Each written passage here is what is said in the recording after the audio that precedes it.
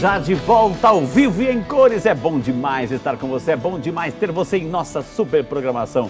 O tema de hoje, minha gente, asma, é o tema do Vida e Saúde desse programa em especial, com a presença desse super médico aqui, o Dr. Paulo Roberto Toni Dandel, médico pneumologista, professor da disciplina de pneumologia da Faculdade de Medicina da PUC Campinas e outros tantos cursos que esse homem tem aqui, viu, gente? Mas está aqui brilhantemente respondendo todas as perguntas e muita gente aqui está parabenizando. Como as pessoas estão parabenizando aqui, por exemplo, o seu Nelson Lavorato, eu concordo, viu, seu Nelson? De Penápolis, São Paulo, parabéns, doutor Paulo, pelas explicações, está sendo muito didático, né? E muito, a gente está entendendo tudo aqui. Doutor, vamos lá, doutor, viemos aqui para trabalhar, doutor. A Marlene Terezinha Borghetti, de Itaperá, no Rio Grande do Sul. Obrigado, Ana Marlene, deve estar um frio lá. Meu filho tem asma, porém é alérgico a todo medicamento. O que ele deve fazer a respeito, doutor? Assim, porque lá no Rio Grande do Sul está frio, doutor. Bom, temos que ver que medicações que ele é alérgico. Muitas vezes ele é alérgico não à substância, à medicação, né? Muitas vezes é pelo veículo que está associado àquele componente que é o fator importante no tratamento. Então, geralmente a alergia ela gera um processo inflamatório e o tratamento é com um anti-inflamatório, né? Então, muitas vezes ela não é, então mais uma vez, não é alérgica à medicação em si, ao componente ativo que é o anti-inflamatório. Muitas vezes pode ser alérgico ao veículo, aquela substância que está junto com o anti-inflamatório. Muitas vezes modificar de marca, de medicamento, talvez seja uma das saídas. Mas nunca por conta própria, né? Nunca por conta própria. Ô, doutor, por exemplo, assim, é muito comum a gente ouvir crianças, tem muita gente voltando na sua pergunta, eu acho que é bom recapitular. De repente, na fase infantil, tem aqueles quadros de chiado, enfim, asma. Depois trata, cura, etc., ou seja, estabiliza e ela pode voltar lá na outra fase da vida, doutor? Qualquer fase da vida pode voltar? Pode acontecer, isso pode acontecer. Por isso que é importante sabermos que é uma doença crônica, né? Não é uma doença, é uma doença crônica que se manifesta clinicamente com sinais e sintomas agudos. Então, é uma doença que persiste e por alguns momentos na vida, para algumas pessoas muito frequentemente, para outras menos frequentemente, muitas vezes a pessoa pode ficar anos sem manifestar a doença, isso pode acontecer, né? Então, o que nós temos que ter em mente é a questão preventiva. Ô, doutora Meiriane Pereira Guimarães, de Bom Jardim, no Maranhão, é o Brasil inteiro acompanhando o Vida e Saúde. Obrigado, Meiriane. A criança que tem asma deve se restringir, ou seja, tem alguma restrição em relação ao glúten, chocolate, etc. Há algum tipo de restrição, doutor, que seria bom evitar? Muito importante também a pergunta. Se for verificado que ela tem uma sensibilidade alérgica a essas substâncias, o ideal é que seja afastado, mas sempre com uma orientação, como o senhor falou, com uma orientação médica, uma orientação nutricional. Restringir de tudo, isso antigamente era orientado, olha, não pode fazer isso, não pode fazer aquilo. Isso priva também a criança de certas coisas. Habitualmente é um ou outro fator que pode ser que seja o desencadeador ou o agravador da doença. Doutora, a Maria Aparecida da Silva de Poço Fundo, Minas Gerais, e também o Ricardo Cerejo Fonseca de Jataí, Goiás, um é de Minas Gerais, outro de Goiás. Mas a pergunta mais ou menos é muito parecida. O Ricardo pergunta, tenho enfisema pulmonar, gostaria de saber se tem controle e isso pode causar asma. E a Maria Aparecida, a doença pulmonar obstrutiva, crônica, tem a ver com asma, doutor? Então, é a Maria e o Ricardo, doutor. Muito bem.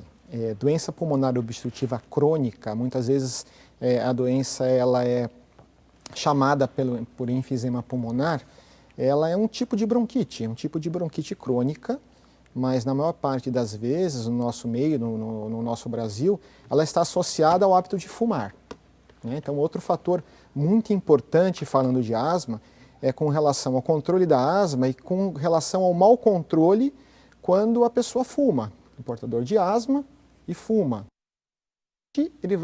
Essa pessoa vai adquirir o controle da asma. Ou seja, o cigarro faz muito mal. Estamos tratando de vias respiratórias, lá por onde vai passar o fumo aí do cigarro, doutor, e vai chegar lá. Muitas vezes não é a pessoa que fuma, mas é o pai, a mãe, ou algum familiar. O ambiente. Ou o ambiente de trabalho. Então, isso é um agravador de asma muito importante e muito frequente. né? Então o cigarro faz mal? O cigarro faz mal. Então, voltando para a pergunta deles, a DPOC, doença pulmonar obstrutiva crônica, é uma das doenças respiratórias, como a asma, que são mais frequentes também, né? Em torno de 15% da população brasileira tem asma, né? Estima-se que 15% de DPOC, desculpe. E essa é uma doença crônica associada ao cigarro, que também pode evoluir com sinais e sintomas parecidos, como chiado no peito, geralmente tosse, e uma falta de ar que, diferente da asma, aquela asma clássica, é uma falta de ar mais progressiva, geralmente aos esforços, aos grandes esforços, a pessoa continua a fumar, então a doença vai progredindo aos moderados esforços, e se isso persiste, esse agravador, esse precipitador, ele persiste, então pode chegar a paciente a ter sinais e sintomas, falta de ar no repouso. Então é uma doença também progressiva, mas que acomete as vias aéreas. Por isso que muitas vezes elas até podem se confundir com relação aos sinais e sintomas. Como é que é a qualidade de sono, doutor, assim, para uma pessoa que tem asma? Uma pessoa que tem asma e não a tem de uma maneira controlada, ela pode ser acordada à noite algumas vezes. Então a qualidade do sono vai ser muito ruim. E isso geralmente faz com que ela não desempenhe o papel dela no dia seguinte. Então muitas vezes ele vai precisar procurar um pronto-socorro no período noturno, muitas vezes até ficar internado. Então, mais uma vez, né, a pessoa que tem a doença e faz o controle adequado, ela tem uma noite de sono completamente normal. Okay. Doutor, o Eduardo Morazzi, obrigado Eduardo, que Deus te abençoe, ele tem 2 filhas gêmeas, elas fazem o tratamento de imunoterapia. Esse tratamento ajudará no controle da asma, por exemplo? É o nosso amigo Eduardo, doutor. Em alguns pontos específicos, sim, né? Geralmente a imunoterapia é realizada pelo médico alergista e imunologista. Se for identificado algum fator precipitante específico, em alguns momentos sim, né? Agora, muitas vezes nós temos os marcadores, né, sorológicos, os marcadores de contato com alguns fatores que estão no nosso redor. Muitas vezes nós temos essa alteração no nosso sangue e nós não manifestamos a doença. Então, saber o que é o que fator que faz com que nós tenhamos a doença, muitas vezes é o que da questão. Doutora Maria Inês Cabral Ruttener, de Curitiba, no Paraná. Obrigado, dona Maria Inês. Está parabenizando o programa Vida e Saúde. Eu falei, Reinaldo, doutor, a programação está maravilhosa chegando na casa dela, viu? Obrigado, dona Maria Inês. Um beijo para a senhora. E divulgue, então, essa programação. Toda segunda-feira estamos aqui, a partir das 7h30 da noite, com esse programa Vida e Saúde, viu? Que Deus abençoe sempre médicos especialistas. Já entrevistei mais de 890 médicos, com a graça de Deus aqui, sempre com essa qualidade de informações, orientações. É isso que a gente faz, é isso que a gente gosta de levar até a sua casa aqui. Deus abençoe, viu? Doutor, aqui, a Janaína Garcia da Silva de Campinas. Obrigado, Janaína.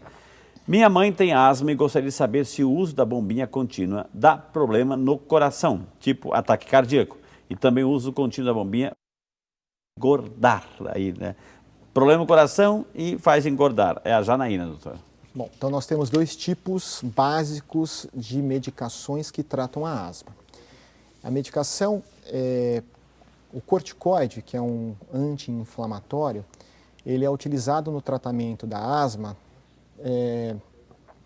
por via inalatória, mediante uma bombinha, né, que nós conversamos e colocamos no dia a dia como uma bombinha. Então a dose do corticoide, da cortisona, é muito menor que a dose do corticoide que nós tomamos por boca. Então, ou seja, essa dose ela é muito menor. E pelo fato da medicação ser por via inalatória, a maior parte da medicação fica no pulmão, que é onde é o órgão que está tendo a alteração. Muito pouco vai para o organismo, né?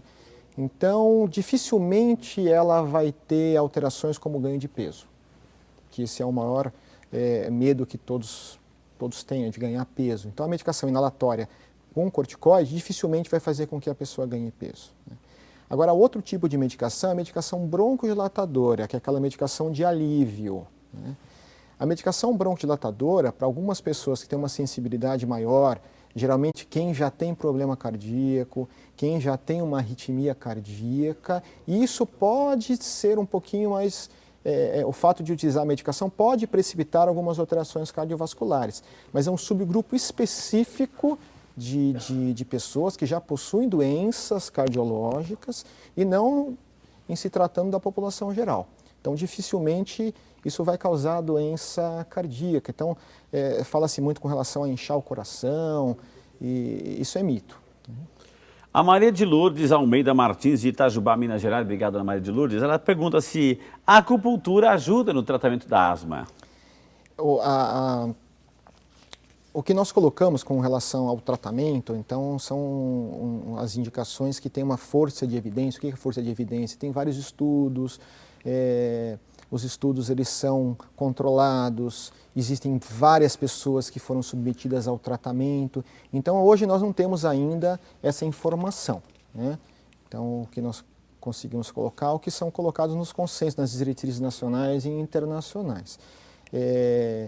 Não existe força de evidência ainda suficiente para dizer que existe um benefício, mas não significa que não tenha benefício. Entendi.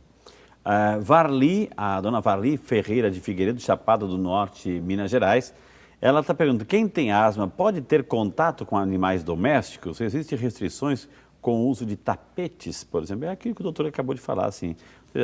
Se isso desencadeia, tem que respeitar, mas evitar o contato, né, doutor? Exatamente. Então, a gente precisa ter essa noção de que isso pode ser um precipitante. Então, nós adentramos uma casa que muitas vezes não é a nossa, não sabemos o que nós vamos nos defrontar. Isso pode ser um fator precipitante, sim. Muitas vezes, meses assintomático pode fazer com que a pessoa uma asma. Então, até no começo do programa, com relação ao ar-condicionado, muitas vezes a pessoa entra e sai num ambiente que não é o ambiente que ele permanece durante o dia habitualmente, e isso pode desencadear também a crise. Doutor, no inverno, nos períodos de baixas temperaturas, pode desencadear pelo clima, etc., né? Pode desencadear. Mas também, doutor, isso pode aparecer no verão, no caso, um contato com animal, etc. Isso não tem estação do ano, aparece mais no inverno, mas em qualquer estação do ano pode aparecer, doutor? Em qualquer estação do ano. É mais frequente no inverno por conta das alterações de temperatura e por conta da poluição, né? O ar seco e o fato dessas variações importantes de temperatura faz com que a poluição ela não se disperse, né? E isso tem relação com o agravamento da asma. Doutora, aqui a Ana Hélida de Fortaleza, no Ceará. Obrigado, Ana, que Deus te abençoe. Ana Hélida.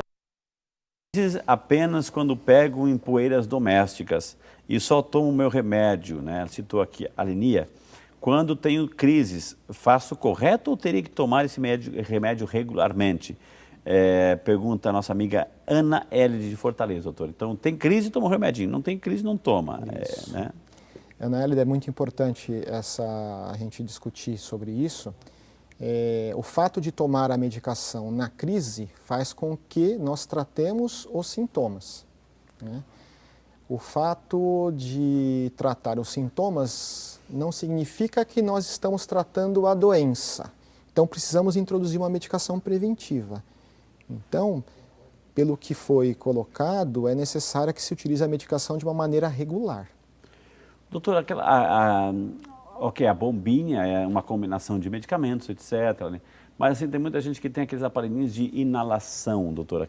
Aquilo ajuda também? É uma medida preventiva? Vai limpar os brônquios, o pulmão, doutor? Como é que é? Nós podemos utilizar as medicações por via inalatória, tanto mediante as bombinhas, né, em spray ou via pó, ou via nebulização. Isso faz com que a medicação se aerossolize, né, se misture no ar atmosférico, entre pelas vias aéreas e vá tratar essas vias aéreas que provavelmente estejam com problemas. O fato de utilizar a nebulização, que seria a inalação, utilizando com soro fisiológico e mais as medicações que nós estamos falando, o bronquodilatador, isso é eficaz. Ok. A Maria Anne, de Governador Valadares, lá em Minas Gerais. Obrigado, dona Maria Anne Porto de Almeida. Ela falou assim que eu tenho asma, tenho 77 anos, uma vez por dia eu utilizo Forazec 12 por 400. Ela pergunta assim, o que tem a me dizer a respeito deste medicamento, né? Se for prescrito, tem que continuar, doutor, né? É a Maria. Então, se for prescrito, tem que fazer o uso adequado. Essa é uma medicação que possui um broncodilatador e um corticoide. O corticoide vai tratar a doença e o broncodilatador serve para um certo alívio dos sintomas. Isso dependendo, então, nessa dosagem, dependendo da gravidade da asma dela, muitas vezes o uso dessa medicação ela é necessária, sim, né? Quero mandar um beijo, ela que tem 77 aninhos. Obrigado, dona Ana, Maria Ana, que Deus abençoe a senhora, viu? Se cuida, viu? Muita saúde para a senhora. Maria da Glória, de Manaus, Amazonas, né? Obrigado, dona Maria da Glória. Tive asma de pequena, fui curada, gostaria de saber se corro risco de voltar a ter a doença. Eu vou responder a Maria, corre, né, doutor? Na maior parte das vezes, nós podemos dizer que sim. Então, ela tem aquela marca. Por algum motivo, ela pode vir a desencadear novamente. Por isso que o que é importante é se fazer a monitorização, né? Fazer uma consulta a cada... Isso vai depender se ela está muito tempo sem ter sinais e sintomas. Ela precisa, em torno de 6 meses, fazer uma procura médica. Agora, o interessante é que, muitas vezes, como a doença é uma doença crônica, as pessoas, elas relativamente se acostumam com um pouco de sinais e sintomas. Então, ela sempre tem ela não consegue desempenhar a atividade, mas nunca conseguiu desempenhar. Muitas vezes tem uma idade um pouquinho mais avançada, e isso se mistura, essa pouca falta de ar com a idade, e muitas vezes é a asma. Então, é importante que seja avaliado por um profissional capacitado. Doutor, é o caso aqui também do Maxwell Maia, ele que é de Iguatu, no Ceará. Ele justamente colocou assim, tive asma quando tinha entre 4 a 7 anos, depois melhorei com o tratamento. Hoje tenho 32 anos e a asma, pergunto se pode voltar com mais velho. É o caso aí, pode, né, doutor? Pode. Teve, está lá dentro, escondidinha, está lá quietinha, mas lá na frente um fator desencadeante pode abrir caminho aí para a asma voltar. Quando ela volta, doutor, ela volta, por exemplo, teve 4 a 7 anos, teve lá. É um grau, é uma intensidade. Quando volta lá na frente, é maior, doutor? Ela pode ser maior, né? Inclusive tem pessoas que têm, que são asmas, né? Tem pessoas que têm aquela asma que nós chamamos de asma lábil, que de repente está tudo bem, mas tem alguma pessoa fumando aqui no ambiente, entra em contato, de repente faz um fechamento das vias aéreas e entra em insuficiência respiratória. Então, isso pode acontecer. Okay. Vamos falar que não é na maior parte das vezes esse tipo de manifestação, mas pode acontecer. Quando a pessoa era criança, doutor, teve um quadro asmático, foi tratado, etc., mais cuidado, mais proteção, etc., mas a pessoa cresceu, ou seja, isso pode voltar até pior, né, na frente. Pode voltar até pior. O que é? Alimentação, estilo de vida, problema, conta para pagar? O que é isso? Conta para pagar. Geralmente o ambiente que ela se insere, né? Existem alguns fatores que nós conseguimos modificar, né, que são os fatores modificáveis. Muitas vezes, modificar o fato de não estarmos expostos a uma variação de temperatura, muitas vezes isso é um pouco mais complicado. Por isso que nós temos que fazer a prevenção, né? Doutor, aqui uma pergunta até interessante, dá tempo ainda? Não, a gente vai deixar para o próximo bloco a pergunta da Patrícia Pires, colocou uma situação até interessante aqui. Gente, eu vou chamar um intervalo, temos mais ainda um bloco, dá tempo de você ligar, escrever, temos agora aquelas orientações básicas e, é claro, vamos terminar o nosso programa com aquele momento muito especial, o nosso momento de oração. Então não sai daí, Vida e Saúde volta já só para você.